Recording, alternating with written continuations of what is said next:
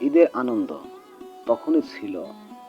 মা যখন শাড়ির আঁচল থেকে 10 টাকা বের করে দিত, নিজের হাতে সাজিয়ে দিত।